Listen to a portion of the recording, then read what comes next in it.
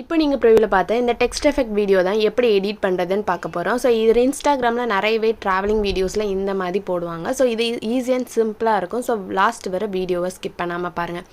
அதுக்கு என்ன பண்ணுங்கள், ஃபஸ்ட்டு VPN ஆன் பண்ணி வச்சுட்டு CapCut ஆப்பை ஓப்பன் பண்ணிக்கோங்க.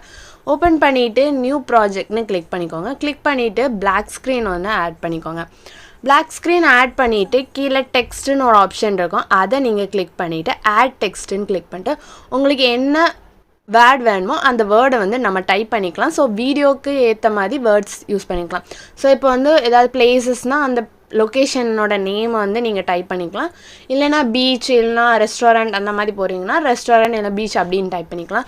ஸோ நம்ம பீச் வீடியோவில் தான் எடிட் பண்ண போகிறோம். ஸோ நான் அதனால் பீச்சுன்னு கிளிக் பண்ணிவிட்டு ஃபாண்ட்டில் போயிட்டு நல்லா இந்த மாதிரி திக்காக இருக்க ஃபாண்ட்ஸ் எதுனாலுமே நீங்கள் யூஸ் பண்ணிக்கலாம்.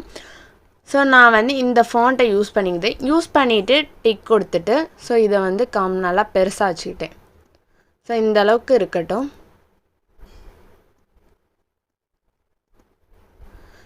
ஸோ இந்த அளவுக்கு நான் செட் பண்ணிவிட்டு அடுத்து என்ன பண்ணால் ஸ்டார்டிங்கில் ஒரு கீ ஃப்ரேம் ஆட் பண்ணிக்கோங்க.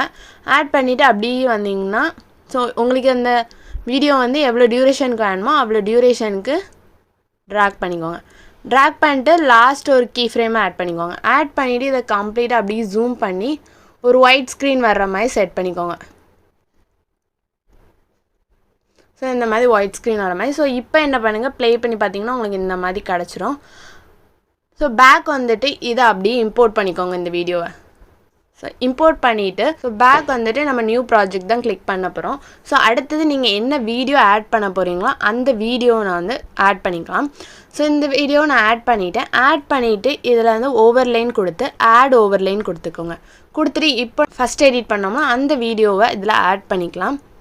ஸோ நான் இதை ஆட் பண்ணிவிட்டு கரெக்டாக இந்த மாதிரி செட் பண்ணிட்டு கீழே பார்த்தீங்கன்னா பிளெண்டிங்னு ஒரு ஆப்ஷன் இருக்கும். ஸோ இதில் வந்து டார்க்கன் இருக்கும். ஸோ இதை நீங்கள் கிளிக் பண்ணிக்கோங்க. ஸோ இப்போ நீங்கள் வந்து ப்ளே பண்ணி பார்த்தீங்கன்னா உங்களுக்கு கரெக்டாக வந்து இந்த மாதிரி கிடச்சிரும்.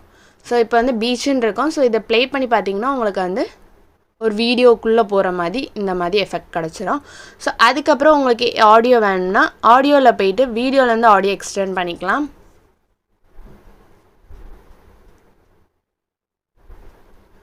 ஸோ எக்ஸ்டெண்ட் பண்ணிவிட்டு ஸோ பேக் வந்துட்டு இப்போ ப்ளே பண்ணி பார்த்தீங்கன்னா உங்களுக்கு தேவையான ஆடியோ இந்த மாதிரி ஆட் பண்ணிக்கோங்க. ஆட் பண்ணிவிட்டு ஸோ மேலே இருக்க எக்ஸ்போர்ட் ஆப்ஷனை கிளிக் பண்ணிவிட்டு சேவ் டு டிவைஸ்னு கிளிக் பண்ணிக்கலாம்.